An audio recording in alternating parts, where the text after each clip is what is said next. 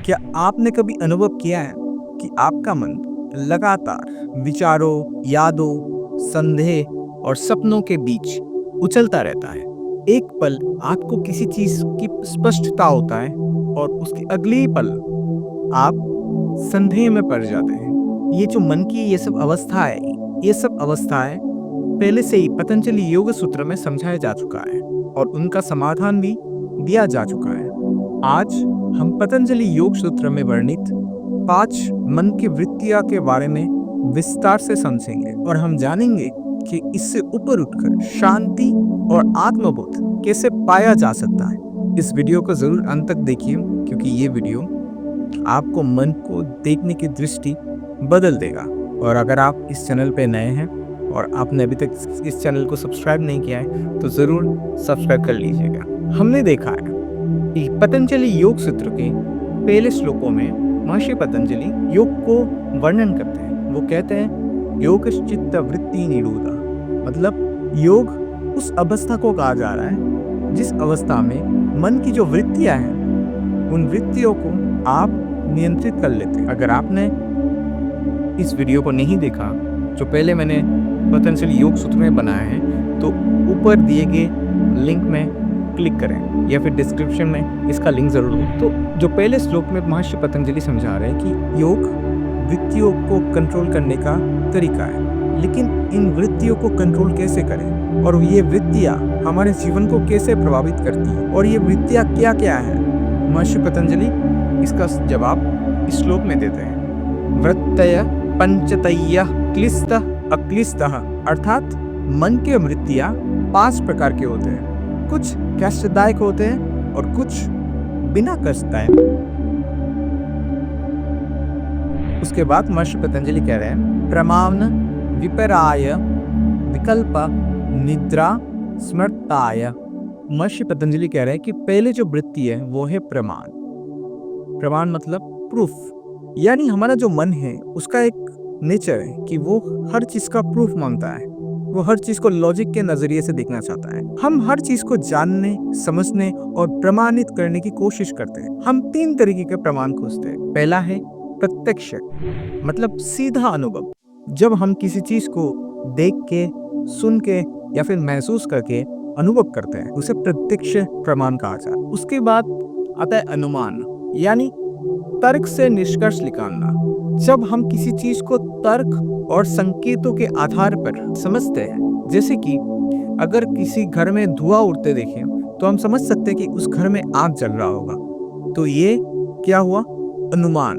हमने अनुमान लगाया कि उस घर में आग जल रहा है। हमने आग को देखा नहीं, खुद किया, हमने धुआं को देखा है। उस धुआं को देख के हम अनुमान लगा रहे हैं कि उस घर में आग लगा होगा। उसके बाद आता है आगम, यानी जब हम किसी चीज को, शास्त्र को पढ़ के समझते हैं या फिर शास्त्र को पढ़ के उस पर विश्वास करते हैं, उसे मानते कि वो सही है, उसे आगम कहा जाता है। मतलब जब हम किसी प्राचीन ग्रंथ, गुरु, हमारे टीचर्स या स्कॉलर्स या साइंटिस्ट, उन लोगों के बात को प्रमाण मानते हैं। तो आपने ये 3 तरीके का प्रमाण देखा। प्रमाण ये 3 तरीके के होते हैं। लेकिन महर्षि पतंजलि क्या कह रहे हैं कि योग को और सत्य को प्रमाण की आवश्यकता नहीं है। अगर आप हर चीज के प्रमाण के पीछे भागते रहेंगे तो आप मन के वृत्तियों के जाल में फंस जाएंगे। हर चीज को हम प्रमाण से जांच नहीं सकते और जो सत्य होता है वो अपने आप काफी है, उसे प्रूफ की जरूरत नहीं पड़ता। जैसे कि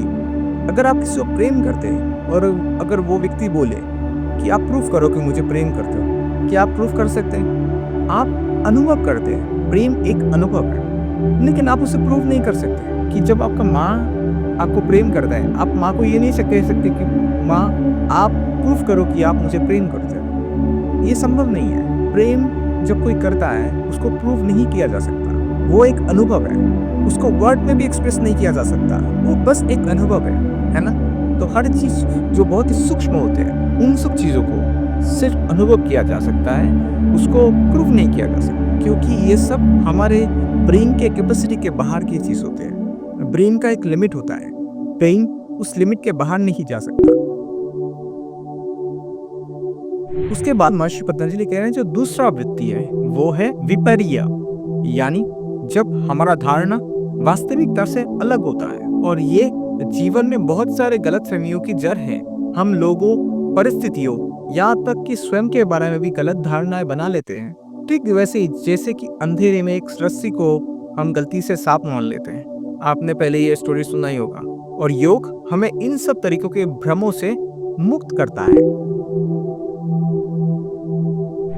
जो तीसरा वृत्तियां हैं वो है विकल्प, यानी हमारा जो इमेजिनेशन है उसको कहा जाना है। हमारा जो कल्पना और भ्रम है उसे कहा जाए। जब हम ऐसी चीजों की रचना कर लेते हैं जो वास्तव में मौजूद ही नहीं है, हमारे बहुत सारे चिंताएं, आशाएं, डर इसी भ्रम की उत्पत्ति है। भविष्य की कल्पना कर लेते हैं जो वास्तव में कभी आता ही नहीं है, या फिर ऐसे डर पाल लेते हैं जो असल में मौजूद ही नहीं है। और इसी कारण से ज्यादातर लोग दुखी हैं। वो अपने एक अलग दुनिया बना के रखे हैं जो कि झूठ है, और वो उस झूठ को सत्य मान के बैठे हुए हैं। और इसी झूठ के कारण वो दुखी है और न जाने कितने सारे मानसिक बीमारियों के शिकार हो जाते हैं। उसके बाद जो वृत्ति महर्षि पतंजलि कह रहे हैं वो है निद्रा। निद्रा में हमारा मन निष्क्रिय तो होता है, लेकिन वो फिर भी प्रभावों से बचा नहीं होता। हमारे सपने हमारी छिपी हुई इच्छाओं, भावनाओं और स्मृतियों का प्रतिबिंब होता है। लेकिन योग हमें सिखाता है कि हम सोते समय भी जागरूक रह सकते हैं। इसे योग निद्रा कहा जाता है। उसके बाद जो पांचवी वृत्ति है वो है स्मृति, यानी हमारा मेमोरी, हमारे यादें।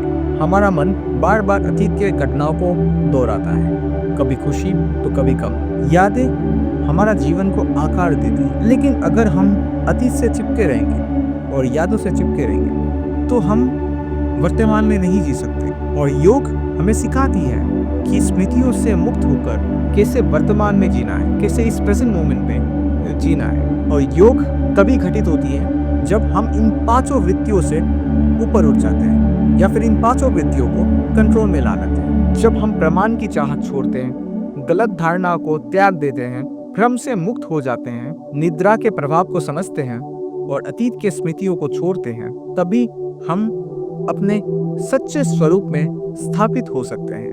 और उसी को योग कहते हैं। और याद रखें, सत्य को प्रमाण की आवश्यकता नहीं है। सत्य प्रमाण से बहुत ऊपर है। जैसे कि प्रेम को साबित नहीं किया जा सकता, प्रेम को प्रूव नहीं किया जा सकता, वैसे ही ईश्वर तर्क से बहुत ऊपर है। ईश्वर को सिर्फ अनुभव किया जा सकता है, और इसी सत्य को जानना ही योग है। जब आपको इन 5 वृत्तियों के बारे में पता चल चुका है और आप समझ गए, तो आप अब से अपने अंदर इन वृत्तियों को पहचानना शुरू करें। जितना अधिक आप इन वृत्तियों को समझेंगे, उतना ही अधिक आप अपने मन पर नियंत्रण पा सकेंगे। अगर आपको ये वीडियो पसंद आए तो आप इस वीडियो को जरूर लाइक, शेयर और इस चैनल को सब्सक्राइब करें, क्योंकि जब आप ये करते हैं तब ये वीडियो ज़्यादा से ज़्यादा लोग तक पहुंचता है और ये दुनिया और भी ज़्यादा खूबसूरत होता है। धन्यवाद, नमस्कार।